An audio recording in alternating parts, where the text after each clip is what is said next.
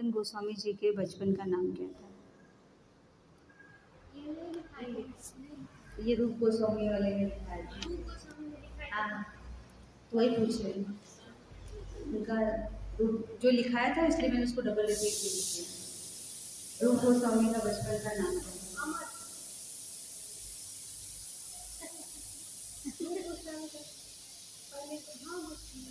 अमर। सनातन गोस्वामी का, सनातन गोस्वामी के बचपन का नाम था, उसका बताया था उसने पिछले गोस्वामी का नाम अमर। सनातन गोस्वामी का नाम संतोष। और भी आपने लिखा है कल, क्योंकि लास्ट थर्सडे कुछ मैं पूछ रही थी तो वहाँ आपने वो नाम लिया था। ठीक है, उनको चैतन्य महाप्रभु ने बताते हैं, जो चैतन्य महाप्रभु ने उन्हें कुछ नाम दिया था। अनुपम गोस्वामी तो उनके छोटे भाई थे। सनातन गोस्वामी और रूप गोस्वामी को यह नाम किसने दिया था? चैतन्य महाप्रभु ने दिया था। ठीक है, लेकिन जब वो नौकरी कर रहे थे किसके यहाँ? नवाब हुसैन के यहाँ, तो उनको क्या नाम दिया था? वो आपने लिखा है।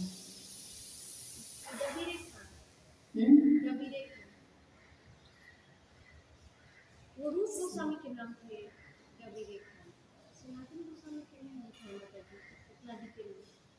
नहीं, नाम दिया था सबका, उसमें बताते वक्त स्टार्टिंग में उनके बचपन का नाम, फिर जो उसने नाम दिया था वो बोलता है साकर मलिक। साकर मलिक, साकर मलिक। और उनके बचपन का नाम था संतोष। बचपन का नाम है उनका संतोष। और नवाब ने उन्हें जो नाम दिया था वो था साकर मलिक। मलिक मलिक।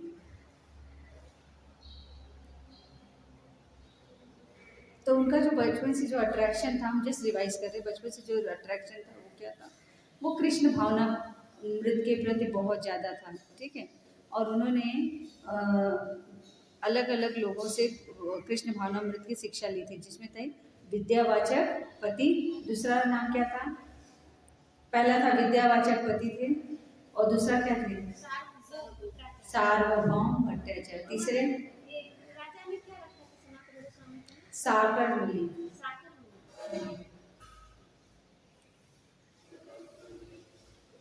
और तीसरे कौन थे? परमानंद भट्टाचार्य। और चौथे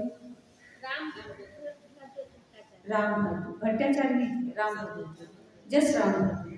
ठीक है, तो कारण वही था जो रूप गोस्वामी के साथ था नौकरी करने का, कि जबरदस्ती उसने करवाया था। इसने नवाब शाह हुसैन शाह ने जबरदस्ती नौकरी कराई थी, धमकी देकर। धमकी दिया था ना, एक तो परिवार के लिए, परिवार निकाह दिया जाएगा और निकासन दिया जाएगा, मतलब राज्य से निकाल देंगे। और दूसरा क्या था कि वो ब्राह्मणों को, जितने वैष्णव थे सबकी क्या करेंगे? वो हत्या कर देंगे। ठीक है, उन्होंने एक पुस्तक भी लिखी थी, उसका नाम क्या था?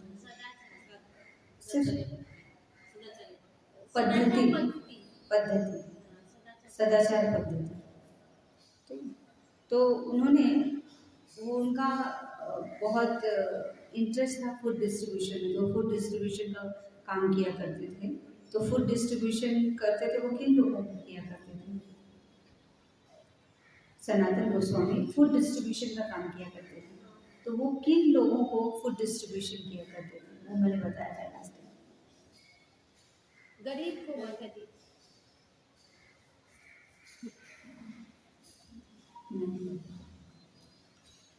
लिखा है ब्राह्मण थे, वैष्णव थे, और दूसरा नंबर 2 पे नहीं, ब्राह्मण और वैष्णव याद है। नंबर 2 क्या है? नंबर 2 किसको कहते हैं? 3 लोगों को इसमें कहते थे।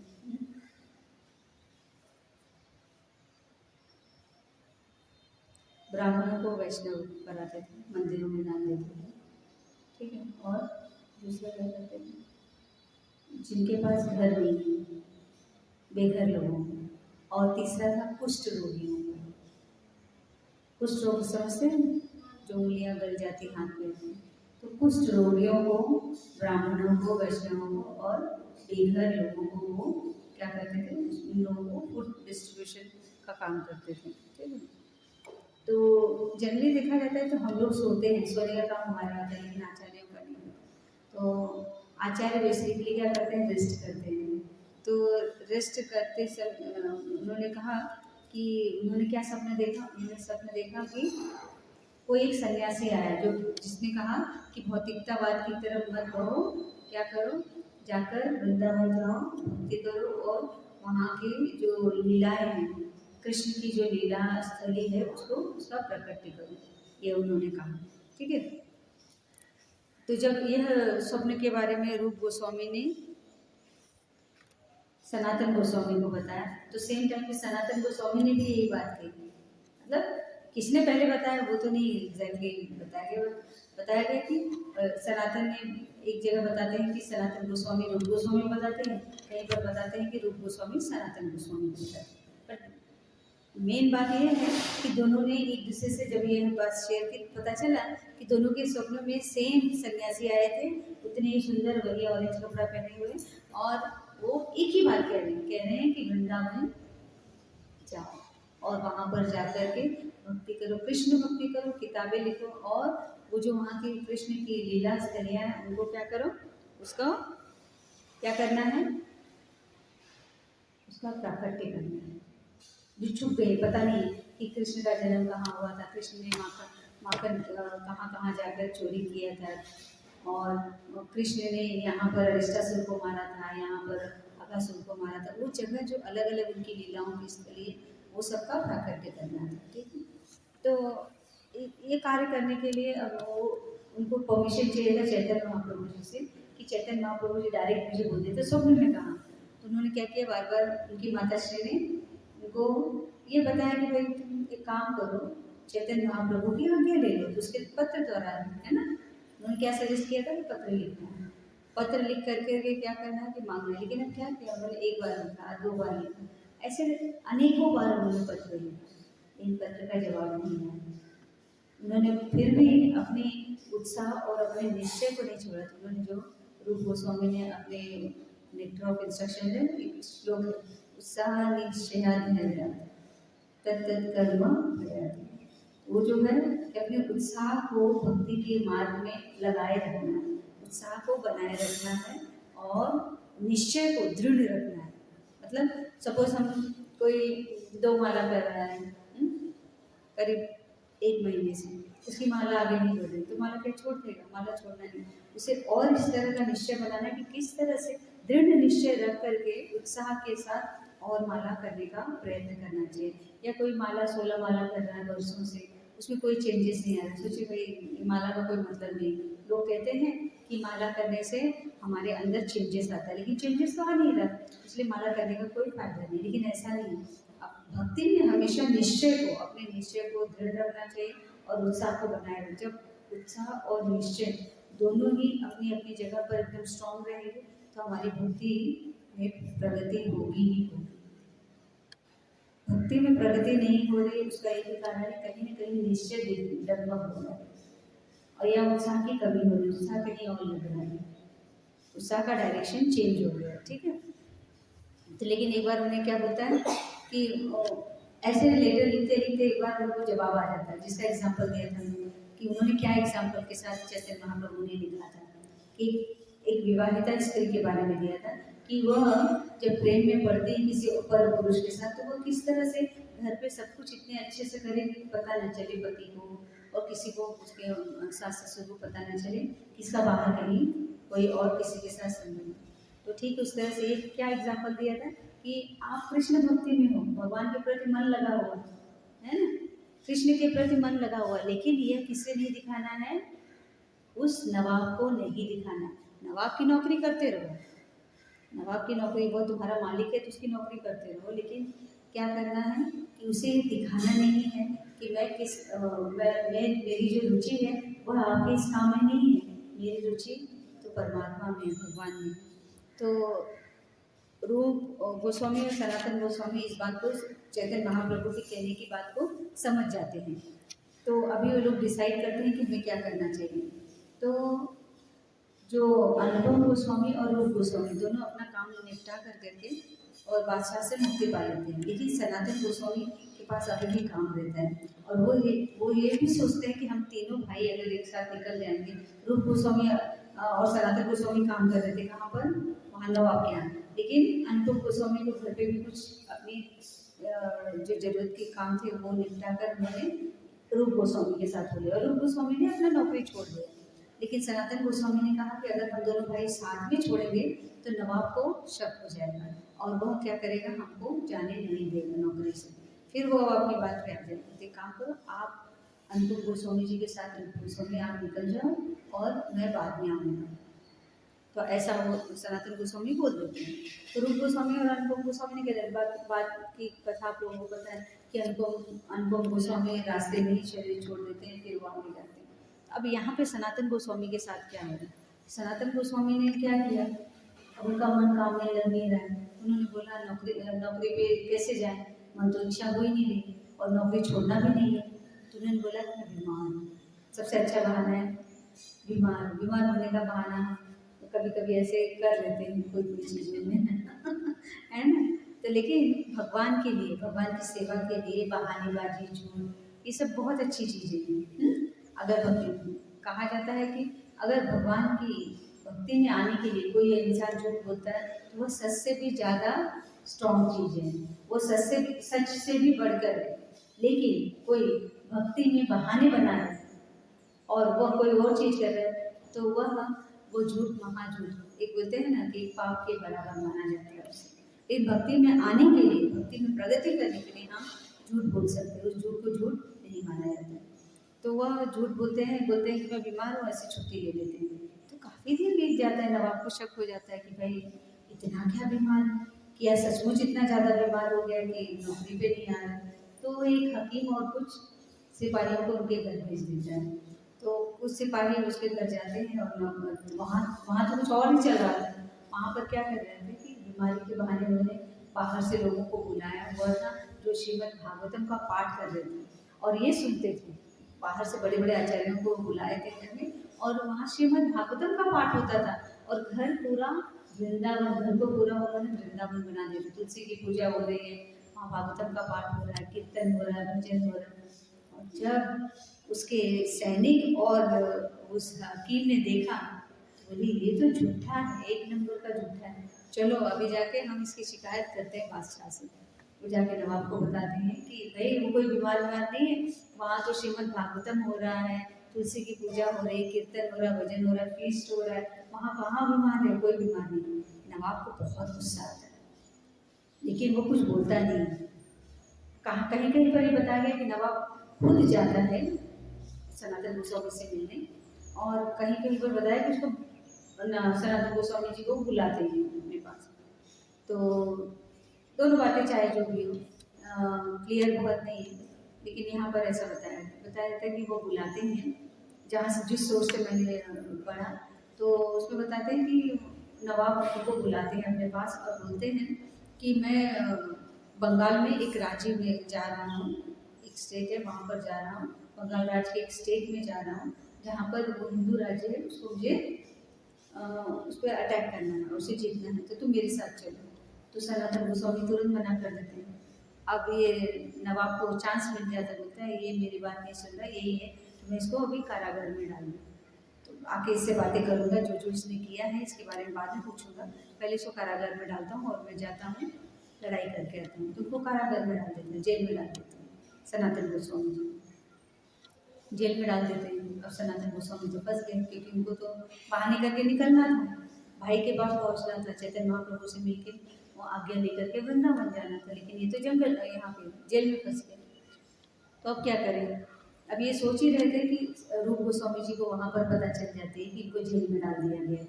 तो रूप गोस्वामी पता है जब उनको एक नाव भर करके गोल्ड कॉइन मिला था तो उन्होंने डिस्ट्रीब्यूशन कैसे किया था बताइए। एक नाव भर करके जब उन्हें गोल्ड कॉइन मिला था तो उन्होंने उसका डिस्ट्रीब्यूशन किया था, जो कि मैंने बताया था कि कैसे कैसे किया था, कहाँ कहाँ वो धन को लगाया था। गरीबों को दिए दिए थे। कितना परसेंट था और किसको दिया गया था? अपने पास कुछ जैसे थोड़ा ही रखा, बाकी सब यूज निकल गया। अपने पास कुछ नहीं रखे थे उन्होंने। 50% था ना, वो मंदिर और ब्राह्मणों को दिया था। 50%, 25% परिवार वालों को दिया था, उनके परिजन जो थे, और 25% रखा था इमरजेंसी के लिए। अपने पास नहीं रखा था, ट्रेडर के पास रखा था, किसी और के पास रखा था। तो वो जो है ना, वो रूप गोस्वामी सनातन गोस्वामी को लेकर लिखते हैं और कहते हैं कि मैंने 10,000 सोने की मोहरें, कितना? 10,000 सोने की मोहरें एक ट्रेडर के पास रखी हैं, तो तुम वहाँ से मंगवा लो और इसको, इस जो यहाँ पर जो सैनिक तैनात है तुम्हारे लिए, उसको दे करके, ब्राइब, रिश्वत दे करके तुम वहाँ से निकल जाओ। तो सनातन गोस्वामी वैसे ही करते हैं, तो वो मंगवा लेते हैं। फिर सैनिक को बोलते हैं कि मेरे पास 7,000 गोल्ड कॉइन है, मैं तुमको दूंगा, तो मुझे यहाँ से जाने दो, ऐसा बोलते हैं। तो वो बोलता है नहीं नहीं, मैं तो ऐसे कैसे तुमको जाने दूँ, 7,000? बोलते 7,000 दूंगा। बोले जो भी दे दो, लेकिन मैं तुमको यहाँ से जाने नहीं दूंगा। तो बोलते हैं 10,000 में दूंगा, पूरा देने के लिए तैयार है। बोले 10,000 गोल्ड कॉइन दूंगा, तो मुझे यहाँ से जाने दो। फिर भी वो नहीं मानता। फिर उसको कैसे कैसे बोलते हैं कि तुम अगर मेरी मदद करोगे तो अल्लाह तुमको, तुम्हारा ध्यान रखेंगे, तुम्हारी बहुत सारी प्रगति होगी, तुम्हारा जो प्रमोशन होगा, और फिर जो जो बंधुओं की मदद करता है, जो उन्हें राहत देता है, वो उससे क्या करते हैं, भगवान उसकी खास उसका ख्याल रखते हैं। और तुम यहाँ से मुझे छोड़ोगे तो मैं सीधा मक्का मदीना जाऊँगा, तुम्हारे लिए प्रे करूँगा, ऐसे सब बोलते हैं। कैसे भी करके बाद में उसे मना लेते हैं। तो लेकिन फिर भी वो एक बार राजी होता है, फिर बोलता है नहीं नहीं, बादशाह का मैं नौकर हूँ यहाँ पे, उसको पता चलेगा कि मैंने तुमको छोड़ दिया है ना, तो वो मुझे मार डालेगा और मेरे परिवार वालों को मार डालेगा। तो सनातन गोस्वामी ने कहा एक कहानी में आपको समझा देता है, वही सुन के तुम वही बादशाह को बोल देना, तो बादशाह तुम्हें कुछ नहीं करेगा। बोलते अच्छे बताओ क्या है। बोलते पहले देखिए, टॉयलेट जाने के लिए टॉयलेट नहीं होता, मतलब वो शौचालय नहीं हुआ करता था, है ना, शौच नदी के लिए। पहले लोग ऐसे खुली जगह पे लोग जाते थे, तो नदी किनारे में बोलना कि मैं नदी किनारे उसे ले गया था शौच के लिए, और वो वहाँ से नदी में कूद गया, और नदी की धारा बहुत तेज थी, तो बहाव में बह गया, अभी तो जिंदा भी नहीं होगा, मर गया होगा। ऐसे कहानी आप सुना देना, और वैलिड है ना, टॉयलेट के लिए ले गया, थोड़ी ना वहाँ खड़ा हो गया उसका टॉयलेट देखना है, तो छोड़ दिया है वहाँ पे, तो उसे कूद गया, तो मैं कैसे पकड़ूंगा। सब पकड़ने की तैयारी कर रहे थे, लेकिन नदी का बहाव इतना तेज होने की वजह से कोई पकड़ नहीं था। तो ऐसा बहाना कर देते हैं, तो सैनिक भी मान जाता है, सैनिक उन्हें अब छोड़ देता है। तो अब क्या करते हैं, सनातन गोस्वामी वहाँ से चालू हो जाते हैं अपने रास्ते पे, कहाँ पर जाने के लिए, चैतन्य महाप्रभु के पास। तो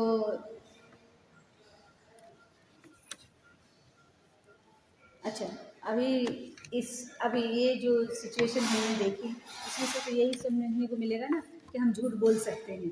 जैसे बोला जाएगा ना कि सनातन गोस्वामी ने झूठ बोला, तो हम भी झूठ बोल सकते हैं, लेकिन ऐसा नहीं है। सनातन गोस्वामी जी ने झूठ बोला भक्ति के लिए, चैतन्य महाप्रभु से मिलने के लिए, उनकी आज्ञा प्राप्त करके के सेवा, भगवान की सेवा में जुड़ने के लिए। तो भगवान की सेवा में, जैसा निश्चय ने कहा, भगवान की सेवा में जुड़ने के लिए, भक्ति करने के लिए हम झूठ बोल सकते हैं, लेकिन बाकी ऐसे डेली लाइफ में झूठ बोलना अच्छी बात नहीं है।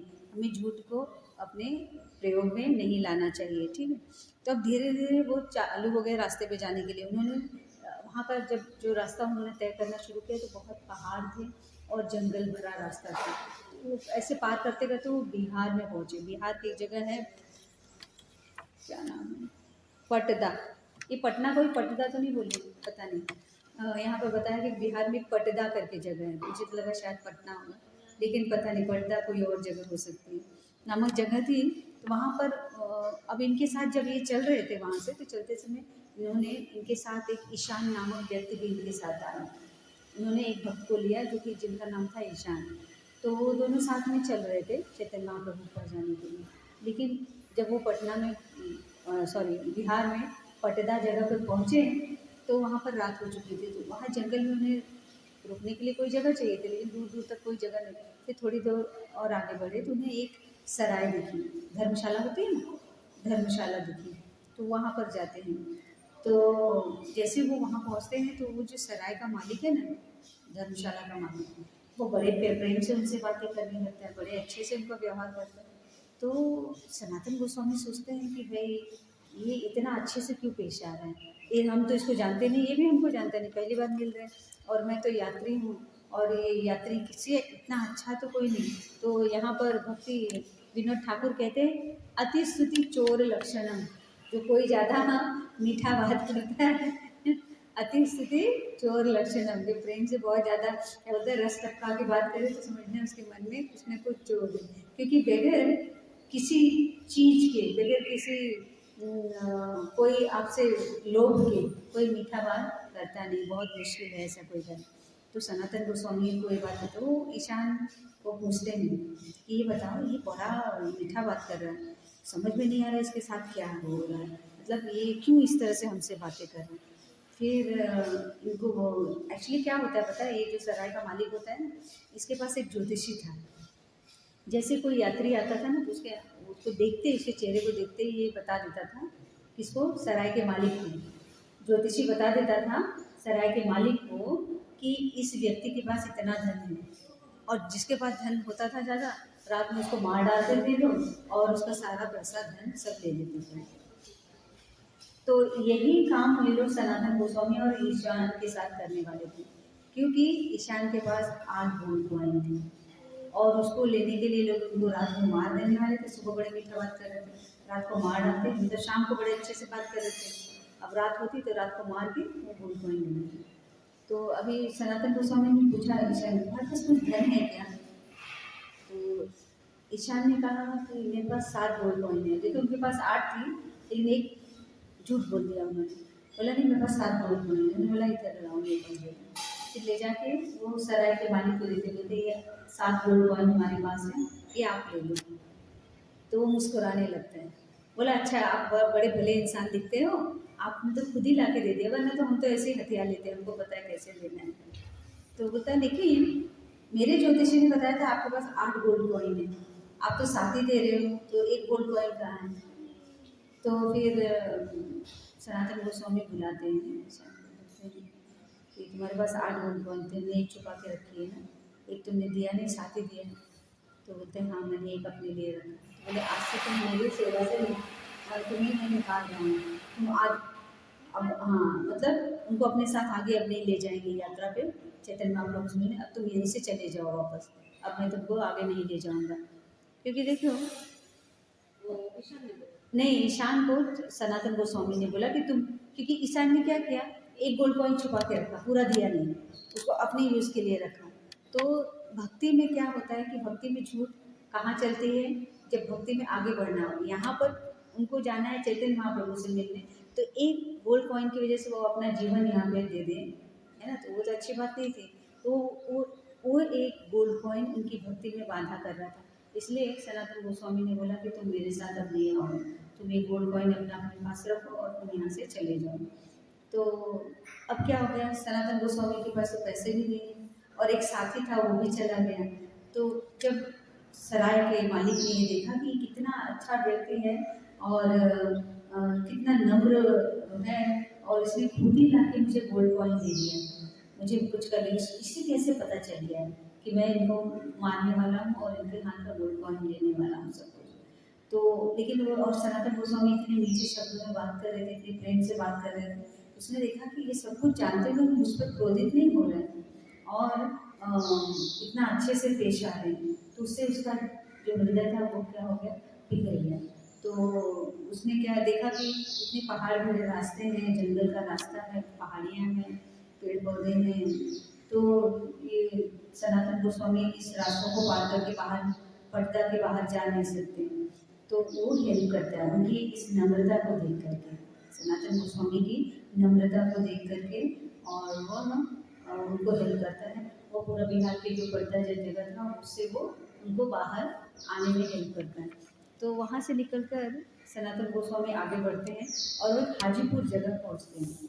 हाजीपुर में उनके ब्रदर इन लॉ थे जिनका नाम था श्रीकांत। हाजीपुर हाजीपुर में उनके ब्रदर का नाम था श्रीकांत। मुझे नहीं पता, आपको लिखना है तो आप लिख सकते हो, बाद में पूछना होगा मैं तो पूछूंगी, ठीक है। तो मैं धर्मशाला में जो आदमी उसका नाम नहीं बताया गया, बस बताया गया कि उसका मालिक है। जो नाम थे मैं आपको रिवील करते जा रही हूँ, जो नाम नहीं दिए वो मुझे भी नहीं पता है, ठीक है। तो मैंने लिखा है, फिर बाद में सोच के लिखूंगी। नहीं, वो लास्ट टाइम पोस्ट करना ही भूल गए वो लेक्चर को, इस बार पोस्ट कर दूँगी, ठीक है। लास्ट टाइम जो लेक्चर हम लोग रिकॉर्ड, हाँ रिकॉर्ड कर दूँगी। लास्ट टाइम मैंने रिकॉर्ड किया था ना लास्ट टाइम, हाँ मैंने उसको पोस्ट कर दिया, ठीक। तो इसमें क्या था कि हाजीपुर जगह में उनके ब्रदर इन लॉ श्रीकांत नाम के उनके ब्रदर इन लॉ तो हो रहे, तो वहाँ पर जाकर सनातन गोस्वामी अपनी सारी बात बताते हैं, मतलब मेरे साथ ऐसे ऐसे हो गया है। तो श्रीकांत को बहुत दुख होता है, वो बोलते हैं कि आप हमारे पास ही रहो यहीं पे आराम से। अब देखिए हमें कोई भी कंफर्टेबल लाइफ दे दे तो हम कितना खुश हो जाते हैं कि चलो भी आराम से, अभी कोई स्ट्रगल नहीं करना पड़ेगा, आराम से रहेंगे, आराम से खाना पीना मिले, घूमेंगे और क्या चाहिए। तो लेकिन सनातन गोस्वामी ऐसे नहीं थे, उन्होंने उस ऑफर को ठुकरा दिया, बोले नहीं मैं आपके परिवार के साथ यहाँ पर नहीं रहूँगा, मुझे जाना है चैतन्य महाप्रभु से मिलने, और मैं यहाँ पर रहकर मेरे भक्ति का जो मेरा जो समय है वो क्या होगा, वो खत्म होगा, मतलब वेस्ट होगा मेरी भक्ति का समय, मैं यहाँ भक्ति कर ही नहीं पाऊँगा, क्योंकि चैतन्य महाप्रभु की कुछ आज्ञा है जो स्वप्न में आके उन्होंने मुझे कहा वह मैं नहीं करूँगा तो कैसे चलेगा, मुझे तो जाना पड़ेगा यहाँ से, और मुझे चैतन्य महाप्रभु से मिलना है, उनकी आज्ञा लेकर मुझे तो वृंदावन जाना है। ऐसा करके वो निकलते समय श्रीकांत उन्हें क्या करते हैं, बहुत ही सुंदर कंबल देते हैं, ब्लैंकेट, वुलन का ब्लैंकेट देते हैं, बहुत अच्छा, तो उसे अपने कंधे पर रहते हैं और निकल जाते हैं। लेकिन ये सब करने में क्या होता है कि सराय में भी उनका टाइम गया, फिर यहाँ पे भी रुके, फिर वहाँ जेल में रह गए, तो ये सब में एक्चुअली वो वृंदावन में चैतन्य महाप्रभु थे और उनको वहाँ वृंदावन में मिलना था चैतन्य महाप्रभु से। लेकिन चैतन्य महाप्रभु तब तक वो वृंदावन पहुँचे, उसके पहले वो निकल चुके थे कहाँ, बनारस के लिए। तो इस सनातन गोस्वामी को पता चलता है कि बनारस से वो निकल चुके हैं, सॉरी वृंदावन से निकल चुके हैं, वो बनारस जा चुके हैं, तो बनारस के लिए निकल जाते हैं सनातन गोस्वामी। तो बनारस में चंद्रशेखर आचार्य के घर पे वो रुके रहते, कौन, चैतन्य महाप्रभु, चंद्रशेखर आचार्य के घर पे चैतन्य महाप्रभु रुके रहते हैं। तो ये क्या करते हैं, सनातन गोस्वामी चंद्रशेखर आचार्य का घर ढूंढते हुए पहुँचते हैं और घर के बाहर बैठ जाते हैं।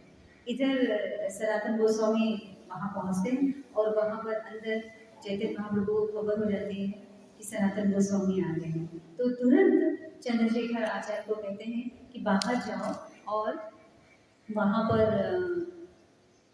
मेरा एक भक्त आया हुआ है जो कि मुझे हेल्प करेगा किताबों को लिखने में, और वृंदावन में कृष्ण की लीला स्थली जो है ना उसको क्या करने में, उसका रहस्य उद्घाटन करने में वो मुझे मिली। बनारस की बात कर रही हूँ, बनारस में वो ऑलरेडी पहुँच चुके हैं और चैतन्य महाप्रभु को पता चल गया कि बाहर सनातन गोस्वामी आ चुके हैं, और ये चंद्रशेखर जिनके घर पे रुके हैं चैतन्य महाप्रभु, उनको कहते हैं चैतन्य महाप्रभु बाहर जाके, रूम के बाहर जाके आप देखो कोई भक्त आया है जो मुझे मिली। चंद्रशेखर बाहर आते हैं, यहाँ वहाँ देखते हैं तुम्हें कोई वैष्णव दिखता ही नहीं है, वो अंदर आके कहते हैं मुझे तो कोई वैष्णव नहीं दिखाई दे रहा है। तो बोले बाहर कौन है, बोले फकीर बैठा, वो मुसलमान फकीर है। क्या हुआ था कि उन्होंने तो वही कपड़े पहने थे जो उनके यहाँ जब नौकरी कर रहे थे, जेल में थे, तो जेल से निकल रहे थे वही कपड़े में थे। अब क्या इतना लंबा जर्नी करने से उनके बाल लंबे हो गए थे, दाढ़ी लंबी हो गई थी, सब गंदे ऐसे हो गए थे जैसे फकीर होते हैं ना भीख मांगने वाले, ऐसे हो गए थे। तो बोले वो जो फकीर बैठे, बोले वहाँ कौन बैठा है, कोई है वहाँ पे, बोले हाँ एक फकीर बैठा। बोले अच्छा जाओ उसे अंदर ले आओ। तो चंद्रशेखर आचार्य जाते हैं बाहर और उन्हें लेकर अंदर, जैसे ही सनातन गोस्वामी अंदर आते हैं, चैतन्य महाप्रभु अपने जगह से उठ खड़े होते हैं और दौड़कर सनातन गोस्वामी को गले लगा देते हैं, और दोनों प्रेम में, इतना प्रेम में विभोर हो जाते हैं कि कृष्ण की स्तुतियाँ करने लगते हैं, कृष्ण के नाम की स्तुति करने लगते हैं। ठीक है, तो अब जब ऐसा होता है दोनों स्तुति कर लेते हैं, फिर वो प्रणाम करते हैं सनातन गोस्वामी चैतन्य महाप्रभु को। चैतन्य महाप्रभु उनको अपनी सारी स्टोरी बताते हैं कि कैसे कैसे वो यहाँ तक पहुँचे, सारी बातें बताने की, कि किस तरह से वो जेल में बंद हो गए, किस तरह से उन्होंने रिश्वत दी, कैसे वो फिर वहाँ पर सराय में उनकी वो पैसे देकर उन्होंने अपनी जान बचाई, फिर किस तरह से श्रीकांत ने उन्हें ऑफर किया, फिर वो वहाँ से निकल करके फिर यहाँ तक पहुँचे हैं, जिसकी वजह से वो इस तरह से दिखाई दिया। तो जो चैतन्य महाप्रभु है वो क्या करते हैं कि तपन मिश्र और चंद्रशेखर आचार्य को उनका जो है उनको समर्पित कर मतलब उनको देते हैं, ये आज्ञा करते हैं कि आप सनातन गोस्वामी का जो है ख्याल रखना, मतलब इनको अभी पूरी तरह से वैष्णव बनाओ, बाल नहीं निकालना है, दाढ़ी करना है, ये सब आप उनको पूरा इनका ध्यान रखो और इनका ख्याल रखो। तो चैतन्य महाप्रभु की आज्ञा पा करके ये सनातन गोस्वामी जाते हैं, दाढ़ी बनवाते हैं, बाल बनवाते हैं, फिर जाके तुरंत वह उसी वस्त्रों में जाके गंगा स्नान करते हैं। गंगा स्नान करके जब वो बाहर निकलते हैं तो बाहर एक ऐसे गरीब इंसान था जो उस गंगा के किनारे बैठा हुआ था, तो उसको अपने ने जो इतने महंगे कपड़े सनातन गोस्वामी ने पहने थे वो उसको दान कर देते हैं, उसके फटे पुराने कपड़े खुद पहन लेते हैं।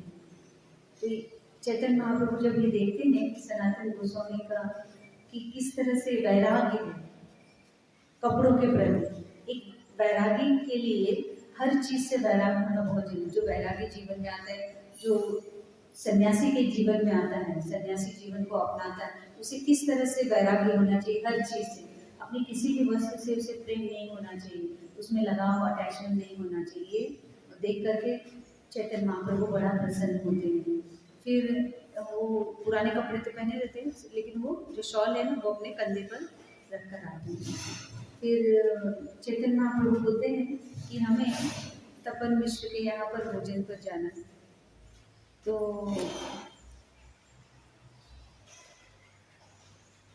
हाँ, तपन मिश्र के यहाँ भोजन पर जाना है, तो चैतन्य महाप्रभु बोलते हैं सनातन तुम भी हमारे साथ भोजन पर चलो। तो सनातन गोस्वामी चल देते हैं, लेकिन रास्ते भर चैतन्य महाप्रभु बस उनको देखते हैं, सनातन गोस्वामी की तरफ ही देखते रहते हैं। थोड़ी देर बाद सनातन गोस्वामी को रियलाइज हुआ कि जो ये मेरी तरफ एक्चुअली नहीं देख रहे, ये देख रहे हैं मेरी शॉल।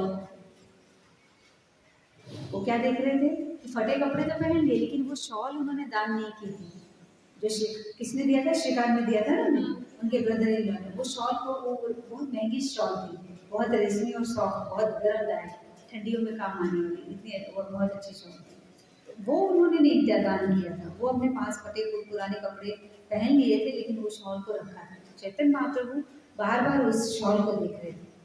तो सनातन गोस्वामी को समझ में आ जाता है कि ये जो शॉल है ये चैतन्य महाप्रभु जी को अच्छी नहीं लग रही है, कि मैंने इसको अभी तक पहना हुआ है।